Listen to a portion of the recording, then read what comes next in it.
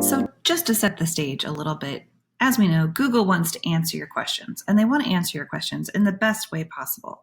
So what they're looking for is results that match, obviously, what's put in that little search bar. I'm going to show you an example of catering in Tucson. And really where we're going to focus in right now is this golden piece of real estate up here at the top of this search result. And now, every so often, you'll see a slightly different view where there's going to be ads above that. There's not any ads present on this search, but what you'll notice is this area right here has a map and it has these 3 listings, which we call the 3-pack. So why is Google putting this really great information up at the top of the page? Because these 3 listings are actually what's called Google My Business listings. So Google has created a listing or a profile there. Well, this has photos. It's got all kinds of really great stuff. Let me just show you one here. It's got links to your website, directions. You can save these listings, addresses, hours, this awesome stuff right here, photos, which is really going to, get your mouth watering if you're looking for a caterer. It's got information about reviews. What are other people saying about you? What kind of a reputation do you have? Here's some more context here for reviews. So as you can see, this is a lot of information that Google is putting out on the web. And you know what? This doesn't have anything to do with your website. It doesn't have anything to do with a paid ad campaign that you're running. This is Google's own property, its own profile, its own way of showcasing business. And so I just want to make sure that you understand that's what we're really talking about. Here's how it shows up in a search engine and why it's so important, because as you can see, it's up here at the top. If you keep scrolling, you get to these, what we would call organic listings, and these go to your websites. So this has to do with web, it has to do with SEO or other campaigns that you might be running. But this area right up here is free. It is something that's very important, and it is something that will absolutely revolutionize the amount of phone calls that you get and how clients are reaching out to you. As you can see, I searched for catering Tucson, and all of these search results right here have this little word next to them called catering, catering, catering. So that means that each of these businesses has selected catering as their primary category. Now, this is key. You're going to need to make a decision about what your primary category for your Google My Business property is going to be.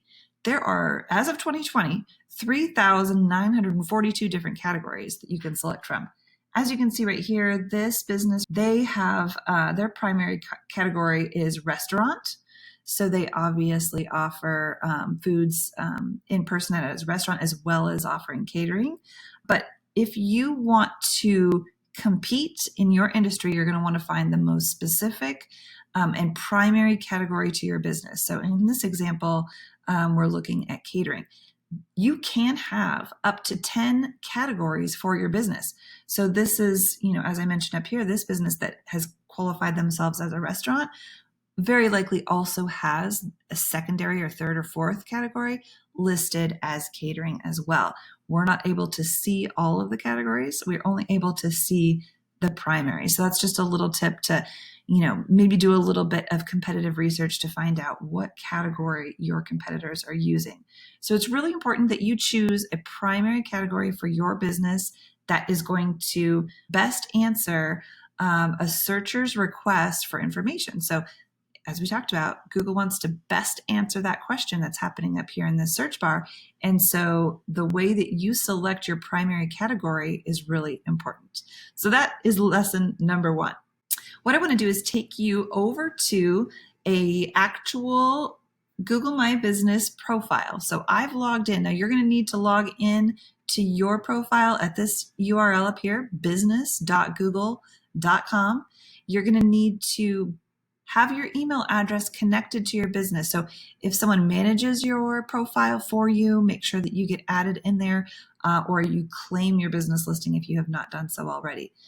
But we were talking just a moment ago in another segment about why it's so important to have a primary category that reflects your business and the fact that you can have up to 9 more categories. So just logged in. This is like the dash area, and you'll be able to navigate over here on the left. So we're at the home. I'm going to scroll down here just a little bit, and we're going to go to services. So when you click on services, the Google interface here for Google My Business is going to ask you, what do you want to have as your primary category? Now, if you were to, I'm not going to edit this right now, but if you wanted to edit it, you would click that little icon, and you're going to want to select the number one and most specific type of work or product or service that you offer. This, as you can see, has a secondary category, which is going to be party planner. The choice that you make here is really a critical thing.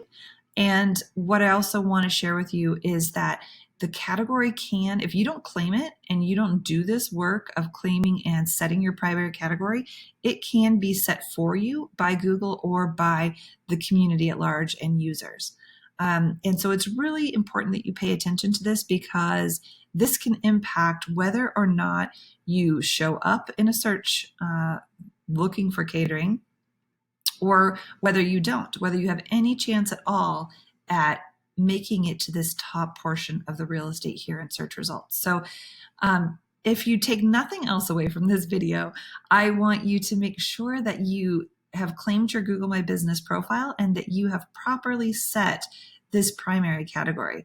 Now, if you don't have a ton of other things that you do, let's say in this example that it's really catering and party planning, you don't want to go ahead and add any additional categories or sections to your site here for services. You really want to focus in on the real legitimate core of your business, because it waters it down. If I was to add in a paper plate supplier and decorations or something like that to this listing, it actually takes the emphasis and the power of Google's algorithm, which is just another fancy way to say a formula that shows the importance of various things.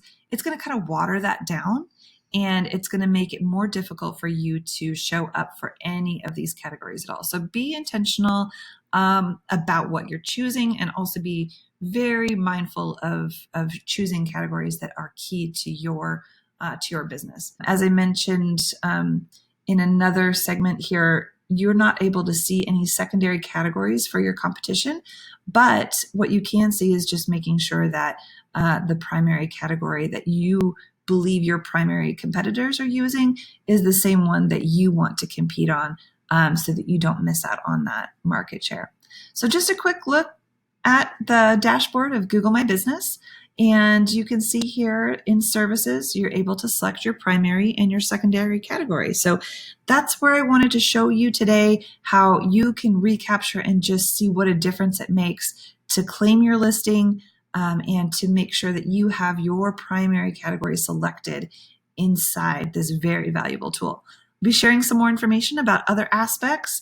As you can see, the Google My Business directory is just chock full of all kinds of really awesome tools, and we want to share how you can take advantage of that in your business.